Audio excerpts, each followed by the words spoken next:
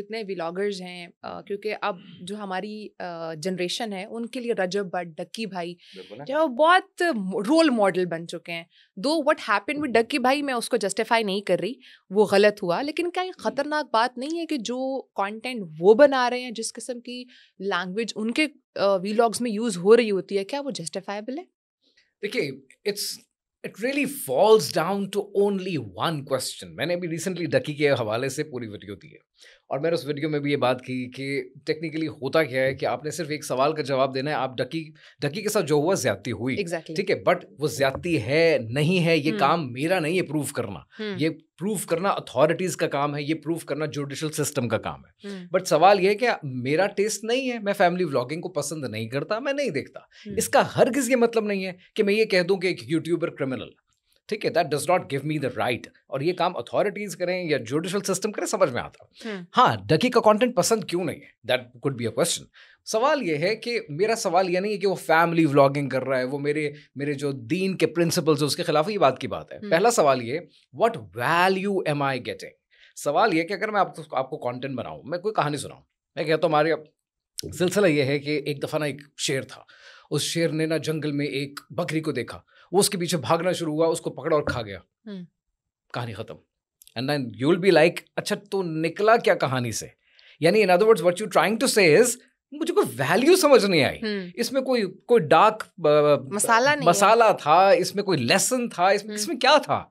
So eventually value is what people are asking for. आप action film देखते हैं, action film देखने से आप कोई सबक नहीं ले रहे होते, लेकिन you are getting some value at the end, चाहे वो वैल्यू आपको पसंद है या नहीं पसंद है। आप म्यूजिक सुनते हैं, आपको कुछ वैल्यू मिल रही है। इवेंचुअली जब आप फैमिली व्लॉगर्स का कंटेंट देखते हैं ना, आपको समझ नहीं आता कि ये वैल्यू थी क्या और ये मैंने देखा क्या है। कि अच्छा मैंने नई गाड़ी ले ली है, कांग्रेचुलेशन, मैंने नया घर ले लिया, मैंने और बड़ा घर ले लिया, मैंने मजीद बड़ा घर ले लिया, तो good for you, what am I getting. इस पर भी हम आएंगे कि जो बहुत शो ऑफ किया जा रहा होता है थ्रू वीडियोस, उस पर भी हम आएंगे। बट उससे पहले मतलब जो भी हम क्रिएटर्स, जितने भी कंटेंट क्रिएटर्स इनको देखते हैं, जब वो गाली दे रहे होते हैं, ड्रामा करते हैं, डांस करते हैं, तो वो वीडियोस बहुत वायरल होती है।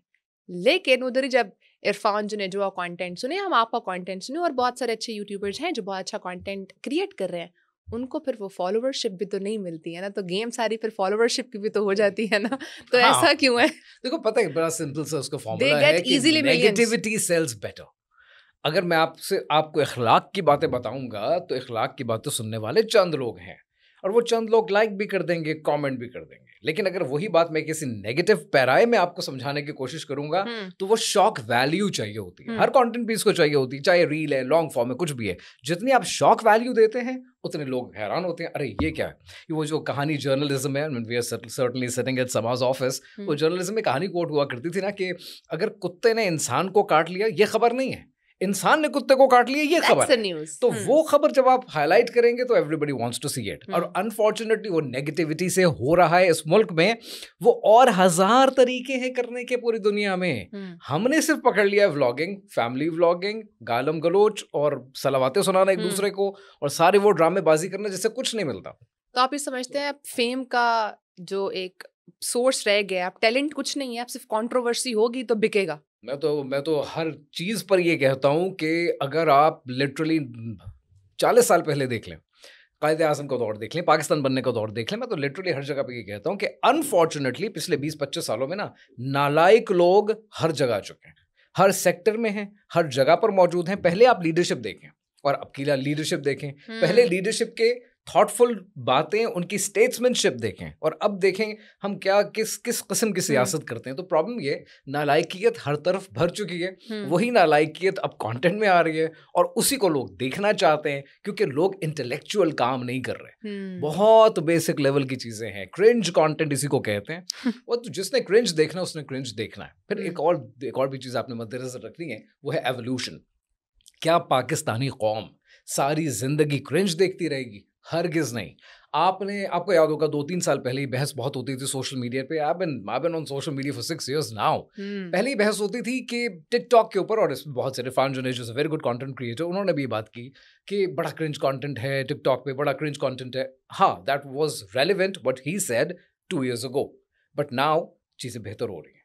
लोग एवोल्यूशन से गुजर रहे हैं। जितना कंटेंट आता है तो लोगों को कंटेंट देखने के बाद थोड़ी और अवेयरनेस मिलती है, फिर वो उनको छोड़ देते हैं जो इवॉल्व नहीं हो रहे। हर कंटेंट क्रिएटर का काम है कि उसने वक्त के साथ साथ अपने आप को भी इवॉल्व करना है। अगर वो सेम कंटेंट बना रहा है जो वो 6 साल पहले बना रहा था, तो लोग उसकी उस स्टेज पे आएंगे, पास ऑन होंगे, आगे निकल जाएंगे, ग्रेजुएट कर जाएंगे, क्योंकि वो नहीं बदल रहा।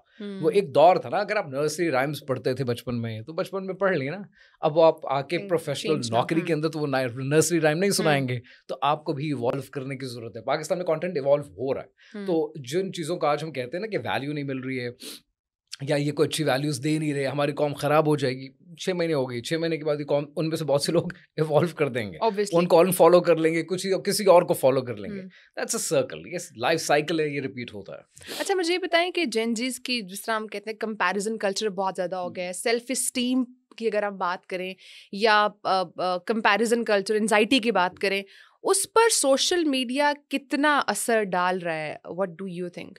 क्या सिर्फ लाइक्स और जो एक खुद एतमादी है वही चीज़ें अब कंट्रोल करेंगी जेन ज़ीज़ को? जेन ज़ी के ऊपर मेरा ख्याल है कोई पॉजिटिव इफेक्ट अभी नहीं पड़ रहा। और उसकी वजह यह है कि इस जनरेशन को समझने के लिए मिलेनियल्स ने भी और इवन इनके पेरेंट्स ने भी कोई कोशिश नहीं की। Gen Z is very hard to manage. अब जो जनरेशन आ रही है 2-3 साल के बच्चे हैं, they are Gen Alpha. Gen Alpha तो समझ में आ गया ना, ये तो बिल्कुल ही आउट ऑफ कंट्रोल होंगे, क्योंकि they are born with technology in their hand. इनको पता है फ़ोन कैसे इस्तेमाल करना है, चीज़ें कैसे करनी है। बट जेन ज़ी को समझना बहुत मुश्किल है। इनके साइकोलॉजिकल इशूज़ हैं, इनके सोशिएटल इशूज़ हैं, इनके मेंटल इश्यूज़ हैं, और जब तक आप उनको एड्रेस नहीं करेंगे, और हमें बदकिस्मती है मिलेनियल्स को ये टूल्स कभी अवेलेबल ही नहीं हुए, हमें पता ही नहीं इनको मैनेज कैसे करते हैं। हम जब बचपन में होते थे, अगर कहीं पे कोई चाची ने, कोई ताई ने, किसी ने मार दिया होता था ना, और माँ के पास रोते हुए आते थे, तो माँ से 2 चपेड़ें और लगती थी कि ज़रूर तुमने कुछ किया होगा। आज आप किसी के बच्चे को हाथ लगा के दिखाएं कि मेरे बच्चे को हाथ कैसे लगाया, क्या हुआ था, क्यों हुआ था, वो तो बात की बात है। ठीक है, तो जब हम इतना सेल्फ प्रोटेक्ट कर देंगे तो हम उन बच्चों को ग्रो नहीं करने देंगे। आज का प्रॉब्लम, आज का सबसे बड़ा फितना है औलाद परस्ती। हमें अपनी औलाद के आगे, हमने औलाद को बुत बना दिया, ठीक है, और उसके आगे हमें कुछ नजर नहीं आता है। मुझे चोरी भी करनी है, मुझे हराम भी कमाना है, मुझे सब कुछ करना है अपनी औलाद के लिए। वो औलाद जो इंस्टाग्राम पे सोशल इश्यूज में और सारे मेंटल इश्यूज का शिकार हो रही है, एंजाइटी का, स्ट्रेस का शिकार हो रही है। लेकिन जेन ज़ीज़ के बारे में ये भी कहा जाता है कि दे आर द वन जिन्होंने मेंटल इश्यूज को बहुत हाईलाइट भी किया है। सॉरी, क्या किया? मेंटल इश्यूज को बहुत हाइलाइट भी किया है। हाईलाइट किया है, उससे पहले इस पर इतनी बात नहीं होती थी। बिल्कुल किया है। वो फिर वही एडलर की कहानी आ जाएगी और फिर फ्रॉइड की कहानी आ जाएगी कि जो इश्यूज शायद बनते नहीं थे, वो इश्यूज अब क्रिएट हो गए। आप आज से 20 साल पहले क्या दुनिया में मेंटल इश्यूज नहीं थे?